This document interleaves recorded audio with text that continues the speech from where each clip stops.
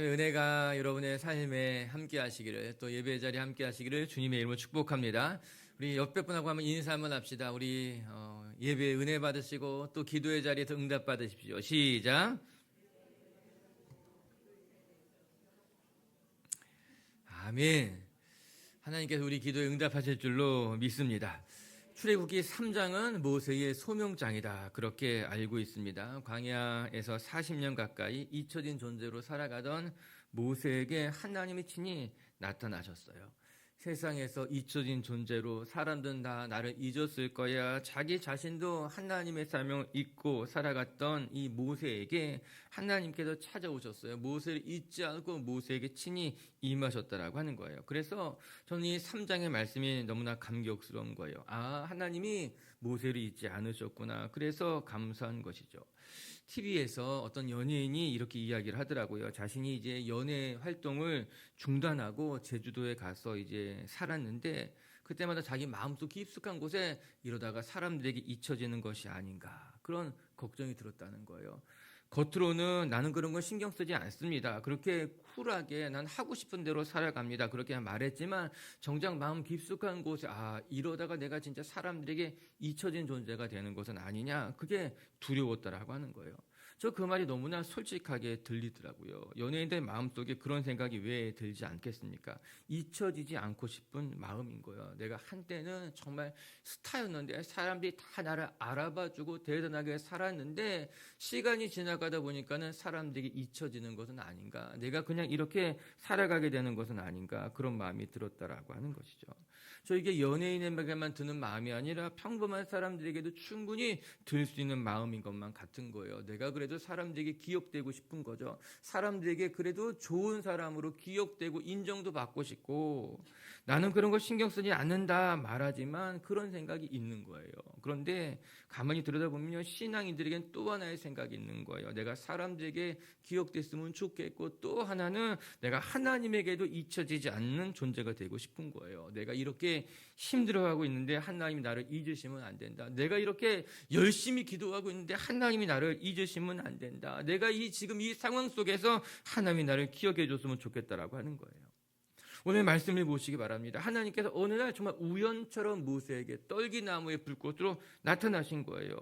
떨기나무 사이에 타지 않은 불꽃으로 모세에게 임하셔서 모세 부르시는 것입니다. 모세야, 모세야, 나는 너를 잊지 않았어. 내가 지금 이 미디안 광야에서 잊혀진 존재처럼 묵던 것처럼 살아가지만 아무리 긴 세월이 흐르고 아무도 너를 모르는 것 같아도 나는 너를 알고 있어. 너는 모세야, 물에서 건지심을 받았던 하나님의 사람 모세야. 그렇게 하나님이 모세 이름을 부르고 계신 거예요. 모세야, 너는 물에서 건지심을 받은 하나님이 구원한 하나님의 사람이다. 저는 우리 빛의교회 식구들이요, 이 말씀 잊지 않고 하나님께서요, 여러분의 기도를 기억하고 계시고요, 여러분이 누구인지 알고 계시고요, 여러분의 형편을 보고 계시고요, 여러분이 힘들 때마다 잊지 않고 찾아가셔서 여러분을 구원하시고 응답하실 줄로 믿습니다. 오늘도 우리의 삶을 바라보시고 찾아오신 하나님을 기억하시고 그 하나님 앞에 기도하는 분들 되시기를 주님의 이름으로 축복합니다. 그런데 이때 하나님께서 찾아오시는 모습이 참으로 놀랍습니다. 우리 출애굽기 3장 2절 말씀 한번 먼저 읽어보도록 할게요. 시작. 여호와의 사자가 떨기나무 가운데로부터 나오는 불꽃 안에서 그에게 나타나시니라. 그가 보니 떨기나무에 불이 붙었으나 그 떨기나무가 사라지지 아니하니라. 여호와의 사자가 어디 가운데? 떨기나무 가운데 찾아왔다라고 하는 거예요. 떨기나무란 말이 무려 3번이나 반복되고 있죠. 떨기나무에 불이 붙었지만 떨기나무가 사라지지 않다. 이 떨기나무란 단어가 히브리로 보게 되면요, 스네라는 단어인데요, 무슨 뜻을 갖고 있는가 하면요, 가장 보잘것없는 이런 의미를 갖고 있는 것이 스네, 떨기나무란 뜻이라고 하는 거예요. 즉 광야에서 떨기나무는 어떠한 존재인가? 그냥 보잘것없이 그냥 넝쿨처럼 굴러다니기만 하는 것이 떨기나무였더라고 하는 거예요. 그래서 광야에 살던 사람들이 그 떨기나무를 바라보고 어떻게 불렀는가? 저건 스네, 보잘것없는 거야. 그냥 광야에 굴러는 들풀과도 같은 스네, 그런 존재야. 그렇게 떨기나무를 불렀다라고 하는 거예요. 그런데 하나님이 모세에게 어떻게 나타나셨는가, 어디에 임하셨는가? 가장 보잘것없어 보이는 떨기나무 스네에게 하나님이 타지 않는 불꽃으로 임하셨다라고 하는 거예요. 이것은 모세 눈에 보기에는요 분명한 메시지임에 틀림이 없습니다. 가장 보잘것없어 보이는 떨기나무, 그래서 광야 유목민에게조차도 저건 쓸모없는 것이야. 그 쓸모없는 떨기나무에 하나님이 친히 임하셔서 그곳에서 하나님이 모세를 부르고 계신 것 아니겠습니까? 사람들에게는 잊혀진 것만 같고 아무 쓸모짝이 없는 인생처럼 여겨지지만 그런 모세에게 하나님이 지금 찾아가신 거죠. 너는 잊혀진 것처럼 보이고 떨기나무와 같이 쓸모없는 존재처럼 생각할지 모르지만 하나님은 누구에게 나타나는가? 떨기나무에게 임하신 하나님, 가장 보잘것없어 보이는 존재에게 임하셔서 하나님의 뜻을 이루어 가시는 분이 하나님이라고 말씀하고 계신 거예요. 여러분 기억하시기 바랍니다. 하나님이 대단한 존재에게만 임하는 것이 아니에요. 백향목과 같이 화려해 보이는 존재에게만 임하는 것이 아니라 인간의 눈에 보기에 가능성이 없어 보이고 쓸모없는 존재라 할지라도 하나님이 임하시면 그곳이 거룩한 땅이 되는 것이고 하나님이 함께 하실 때 그곳에 주의 영광이 임하게 나타나게 되는 줄로 믿습니다. 우리의 삶이 보잘것없어 보인다 할지라도 하나님은 그 보잘것없는 인생을 찾아가셔서 대단한 인생으로 만드시고 하나님의 사명을 감당할 수 있는 존재로 만드시게 될 줄로 믿습니다. 오늘도 우리 인생, 잊혀진 것 같은 인생, 또 보잘것없어 보이는 인생이라 할지라도 우리의 삶을 기억하시고 찾아오시는 하나님을 여러분도 만나시고 그 하나님을 누리시기를 주님의 이름으로 축복합니다. 그럼 이제 하나님께서 모세에게 나타나셔서 모세를 부르시는 장면 속에 우리가 배워야만 하는 영적인 교훈이 무엇일까? 첫 번째, 하나님의 부르심은 언제나 선하고 유익하다라고 하는 거예요. 한번 따라해 보세요. 하나님의 부르심은 언제나 선하고 유익합니다. 시작. 언제나 선하고 유익합니다. 우리 6절과 7절 말씀 같이 읽어볼게요. 시작. 또 이르시되 나는 네 조상의 하나님 아브라함의 하나님 이삭의 하나님 야곱의 하나님이니라. 모세가 하나님 배웠기를 두려워하여 얼굴을 가리매 여호와께서 이르시되 내가 애굽에 있는 내 백성의 고통을 분명히 보고 그들의 감독자로 말미암아 부르짖음을 듣고 그 근심을 알고. 아멘. 하나님께서 모세에게 나타나셔서 모세를 부르셨잖아요. 그 부르심의 목적이 무엇입니까? 오늘 성경은 이렇게 이야기하고 있어요. 애굽에 있는 내 백성의 고통을 분명히 보았고 이렇게 나와요. 그들의 부르짖음을 듣고 그 근심을 알고 이렇게 기록되어 있더라고요. 이것이 하나님께서 모세를 부르신 그 부르심의 이유입니다. 하나님께서 모세를 부르셔서 내가 이스라엘 백성들 애굽에서부터 구원하시길 원했다라고 하는 거예요. 그래서 광야 40년 동안 모세를 훈련시키셨고 이제 때가 되자 하나님이 모세를 찾아가셔서 이스라엘 백성들을 구원하시기 위해서 모세를 부르셨다라고 하는 것입니다. 먼저 하나님은요 자기 백성의 고통을 고난을 그냥 좌시하지 않으시는 분이셨어요. 자기 백성이 고난 당할 때 남일 보듯이 보지 않았다는 사실입니다.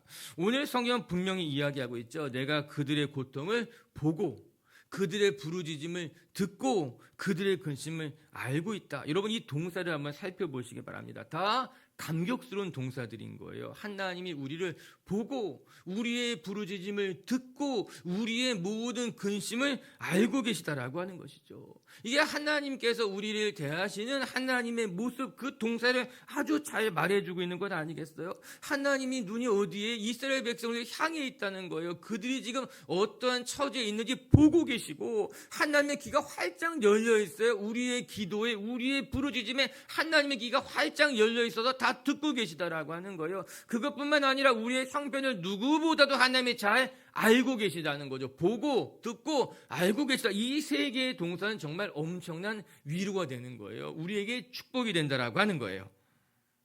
할렐루야. 말씀을 보면서 저 이런 생각하게 됐어요. 왜 이스라엘 백성들은 여태 거기 있는 거지? 하나님이 지금 이스라엘 백성들 애굽에서 구하러 가신 거잖아요. 아니 왜 이스라엘 백성들이 여태 애굽에 있는 걸까? 처음 생각해 보게 되면요 기근이 들어서 애굽으로 내려간 것이죠. 그래서 그곳에서 요셉을 만나서 구원을 받았습니다. 요셉이 이스라엘 백성들에게 고센에서 살 수 있는 땅을 허락해 주었죠. 그래서 이스라엘 백성이 그 고센 땅에 그냥 눌러앉아 버리게 된 거예요. 여러분, 그들은 하나님의 백성들로서 하나님이 말씀하신 약속의 땅에 거해야만 했습니다. 물론 기근이 와가지고 그곳을 떠나 잠시 애굽에 피신했다 하더라도 그 기근이 끝났으면 당연히 이스라엘 백성은 어디로 되돌아가야 됩니까? 가나안 땅으로 되돌아가야죠. 하나님의 부르신 땅으로 되돌아가는 것이 맞는데 이스라엘 백성들이 돌아가지 않았더라고요.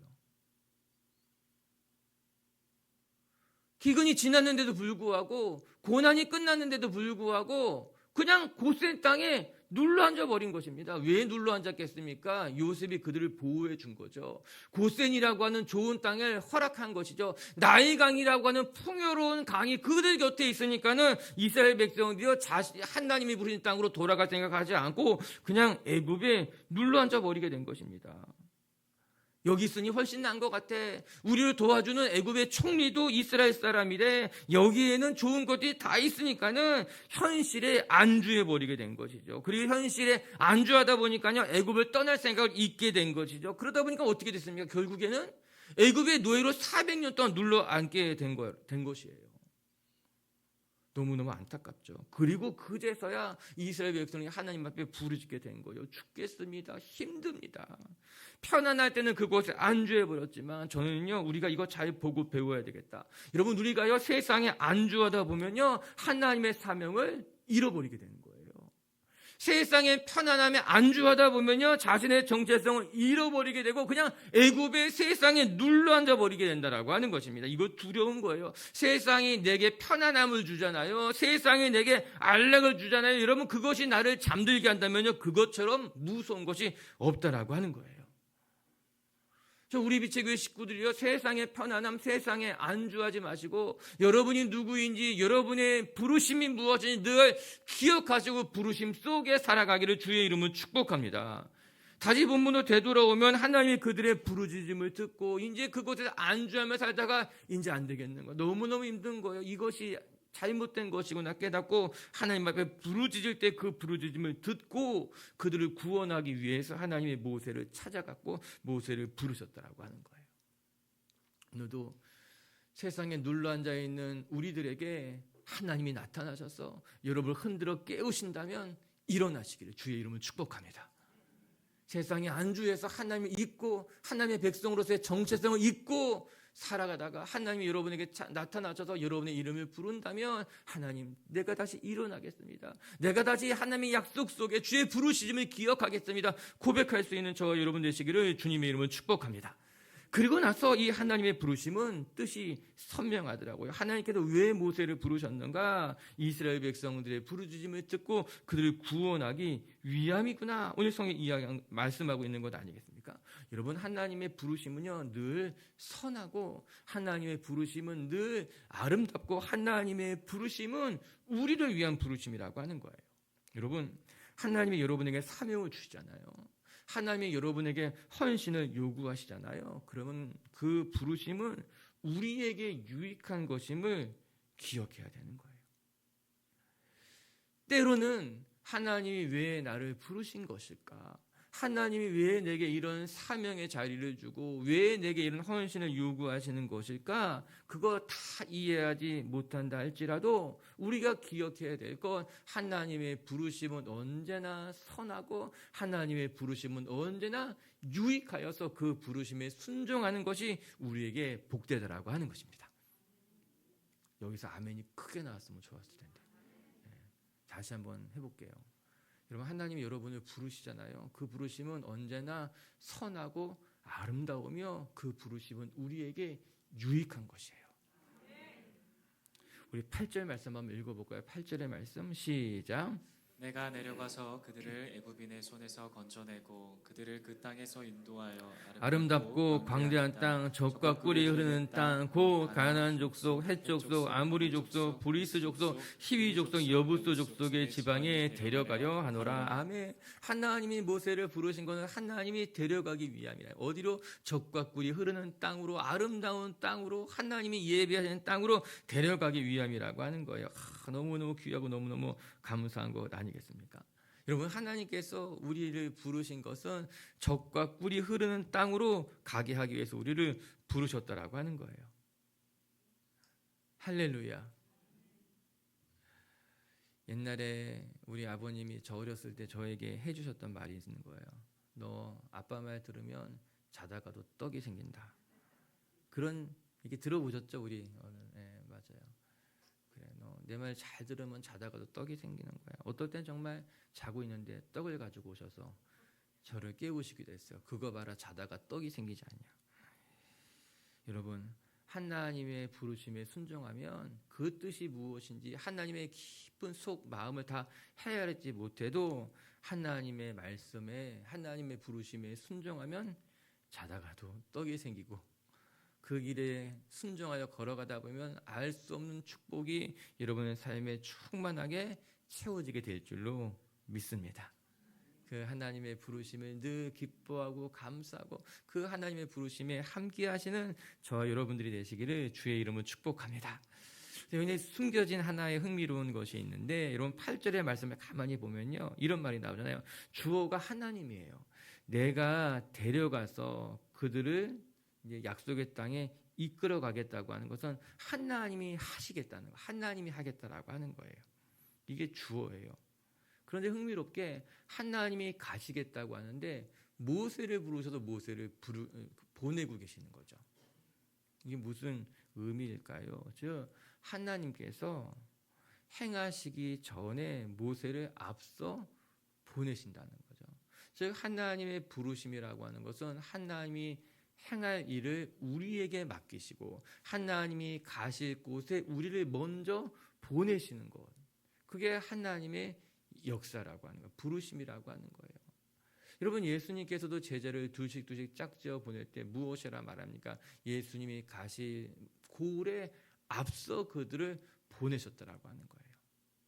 이게 부르심의 본질인 거죠. 하나님께서 행하시기에 앞서서 우리를 보내서 우리의 길을 예비하게 하신다라고 하는 거예요. 그 말은 우리가 앞서 가고 하나님은 우리 뒤에 따라오셔서 우리의 일을 이끌어 가시게, 우리의 길에 열매를 거두어 가시게 하신다라고 하는 거예요. 전 이 말씀이 좋고 감사하다. 이 부르심이 이런 본질이구나 깨닫게 되는 거죠. 오늘도 하나님이 우리를 먼저 보내실 것입니다. 그래서 하나님께서 행하실 일들을 우리와 하여금 준비케 하실 거예요. 그거 감사 일인 거죠. 할렐루야.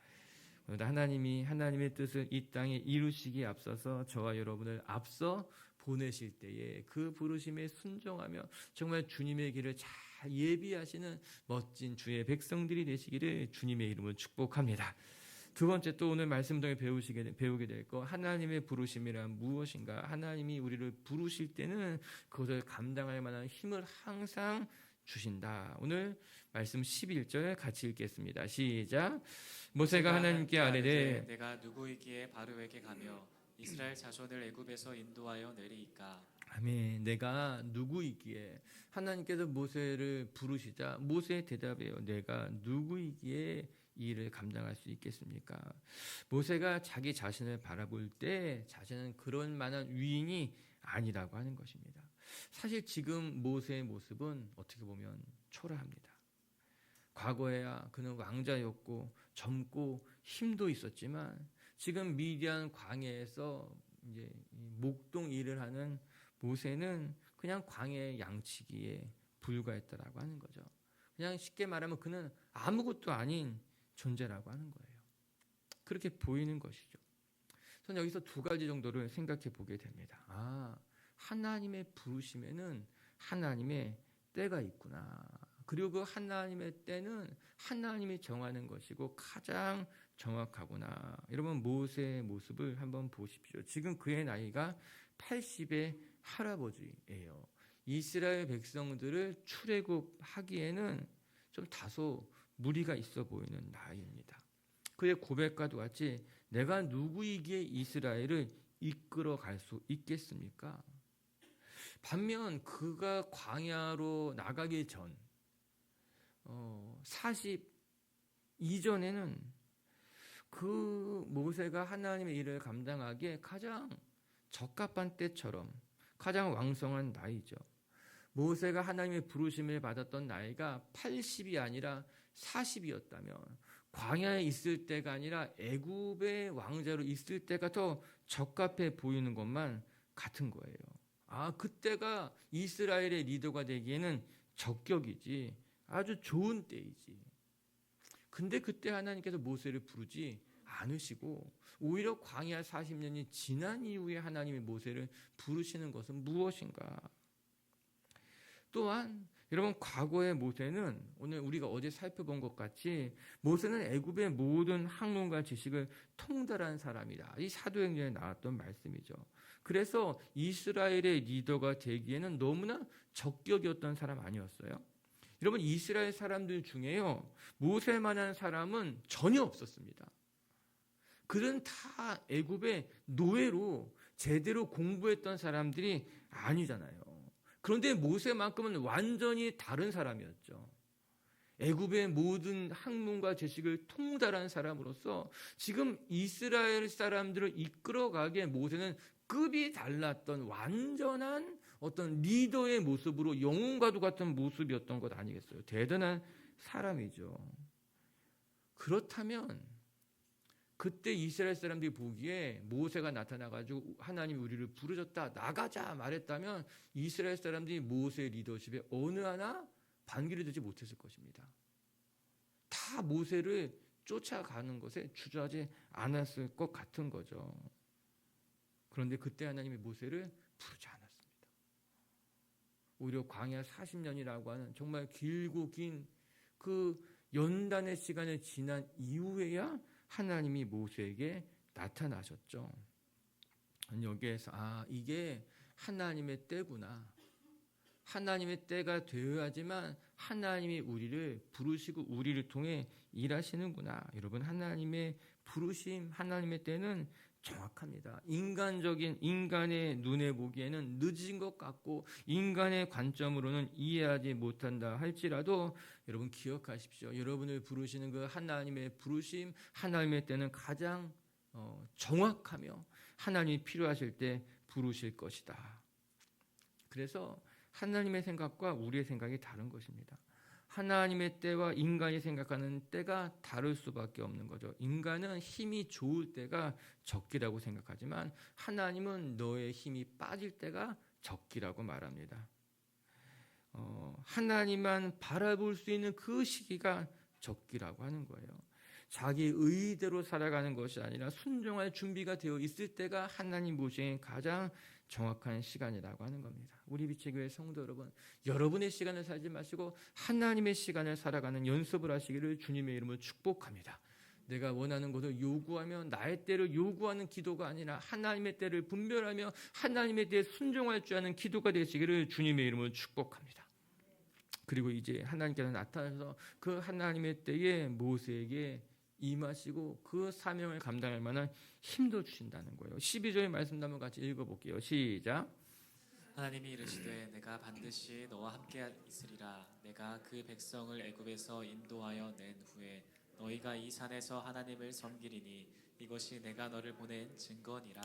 하나님이 이르시되 내가 반드시 동그라미 반드시 너와 함께 할 것이다. 이게 중요한 말씀이죠. 하나님의 부르심을 감당할 수 있는 비결이 여기 있는 거예요. 하나님의 부르심, 정말 나 같은 인생, 내 나이 80에 내가 모든 것이 이렇게 노쇠해지고 쇠락해졌을 때 어떻게 하나님을 일을 감당할 수 있으니까 그 비결이 여기 있는 거죠. 하나님 말씀하시는 거예요. 하나님의 부르심을 감당하는 것은 하나님이 함께 하시기에 가능한 일이라고 하는 거예요. 하나님은요, 우리를 부르실 때 감당할 만한 힘도 주시는 거예요. 하나님은 그냥 가서 사명을 감당하라 말씀하시는 것이 아니라 하나님이 우리를 보내실 때는 함께 가시겠다라고 하는 거예요. 내가 너와 함께해서 그 사명을 감당할 만한 힘도 주시겠다라고 하는 것입니다. 우리가 다 읽지 않았지만 3장 후반부는 계속해서 모세와 하나님의 핑퐁이 나타나고 있습니다. 모세는 하나님 앞에 나는 감당할 수 없습니다. 하나님은 아니야. 너는 감당할 수 있어. 하나님 나에게는 힘이 없습니다. 내가 너의 입술에 지혜를 줄 거야. 내가 너의 입술에 아론이라는 사람을 붙여줄 끊임없이 이런 하나님과 모세의 반복되는 이런 거절과 설득의 장면이 나오고 있는 것이죠. 저는 이 장면을 보면서 하나님이 참 마음도 좋으신 분이시다. 그럴 거면 차라리 그냥 바로 순종할 만한 사람을 보내면 좋을 텐데 왜 우리 중에도 사람을 보면요 시키지도 않았는데 열심인 사람이 있고요 정말 설득해야지 그냥 이렇게 어쩔 수 없이 하는 사람이 있는 거예요.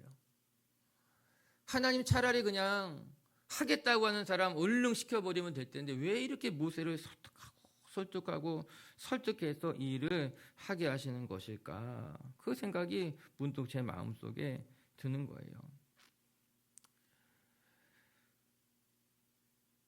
해답은 없어요. 잘 모르겠더라고요. 왜 하는 모세를 이렇게 설득해서 그냥 열심히 하겠다는 하는 사람 시키면 될 텐데 시키지 않아도 앞장선 사람 그 사람에게 사명을 주시면 될 텐데 왜 하나님은 모세를 설득하고 계신 것일까? 알 수 없겠더라고요. 그런데 이 말씀을 우리에게 적용할 수 있는 거예요. 하나님이 여러분을 왜 사랑하는 걸까? 하나님이 왜 여러분에게 이런 사명을 주시는 걸까? 잘 모르겠어요. 그러나 분명한 것은 하나님의 부르심에는 후회가 없다라고 하는 거예요. 그리고 하나님이 부르실 때는 능력을 주신다라고 하는 거예요. 그래서 그 사명을 감당하게 하신다라고 하는 것입니다. 하나님이 왜 나를 부르신 걸까? 왜 나처럼 힘도 없고 지혜도 없고 경험도 없는 나를 부르신 것일까? 그거 잘 모르겠어요. 그 하나님의 선택이라고 말할 수 있겠죠. 하나님의 숨겨진 뜻이 있다고 말할 수 있겠죠. 그거 잘 모르겠지만 분명한 것은 하나님은 여러분을 사랑하시고 하나님이 우리에게 사명을 주실 때는 그것을 감당할 만한 힘도 주시고 지혜도 주시고 그것을 감당하게 만들어 가신다라고 하는 거예요. 그렇기 때문에 하나님이 우리를 부르실 때는 그 부르심에 순종하는 것이 맞습니다. 하나님께서 우리를 부르실 때는 왜 부르셨는지 몰라요. 왜 나를 택하시는지 그건 몰라요. 나보다 더 좋은 사람들, 나보다 더 대단한 사람 많은데 왜 굳이 나를 이렇게까지 설득해서 나를 부르시는 것일까? 잘 몰라요. 그러나 하나님이 우리를 부르셨을 때는 뜻이 있는 것이고 그 부르심을 감당할 만한 능력도 하나님이 주실 것이기에 그 부르심에 순종하는 것이 우리의 마땅한 도리라고 하는 것입니다. 오늘도 하나님이 저와 여러분을 부르실 때에 아닙니다. 노라고 대답하지 말고 하나님이 부르실 때 기쁘게 그 부르심에 순종해서 하나님 제가 열심히 해보겠습니다. 맡긴 자에게 요구하는 것은 충성뿐입니다. 그렇게 고백할 줄 아는 정말 멋진 성도님들 되시기를 주님의 이름으로 축복합니다. 말씀을 정리하십시다. 하나님께서 광야에서 쓸쓸하게 양을 치는 목동 모세에게 나타나셨어요. 어떻게 나타나셨는가? 떨기나무 가운데 타지 않는 불꽃으로 나타나셨다라고 하는 것입니다. 유대인, 이스라엘 사람들, 유목민들은 그 떨기나무를 바라보면서 스네 저거 보잘것없는 나무야 그렇게 말하는 그 나무지만 하나님 그 떨기나무에서 모세에게 말씀하셨던 거예요. 상징적인 모습인 것이죠. 가장 보잘것없는 인생에게 찾아오셔서 그 인생을 가장 아름답게 만드시는 것, 그게 부르심이에요. 우리의 인생이 정말 보잘것없어 보이고 떨기나무처럼 그냥 한순간에 타버리는 인생 같다 할지라도 하나님이 찾아오시고 하나님이 사명을 주시면 정말 멋지고 아름다운 인생으로 다시 태어나게 될 줄로 믿습니다. 첫 번째, 하나님의 부르심은 항상 선하고 내게 유익한 것이다. 오늘도 하나님의 부르심을 다 이해 못해도 걱정하지 마십시오. 그것 때문에 혼란스러워하지 마십시오. 하나님의 부르심은 언제나 우리를 구원하시고 우리에게 선하게 우리를 인도하실 것이라는 것을 믿고 그 부르심에 순종하는 저와 여러분들 되시기를 주의 이름으로 축복합니다. 두 번째, 하나님께서 우리를 부르실 때는 그 사명을 감당할 만한 힘도 주시고 반드시 너희와 함께하겠다, 함께하실 것이다. 이거 기억하면서 하나님의 부르심 앞에 정말 하나님과 동행하며 그 사명을 감당해내는 성도님들 되시기를 주의 이름으로 축복합니다. 같이 함께 기도합시다.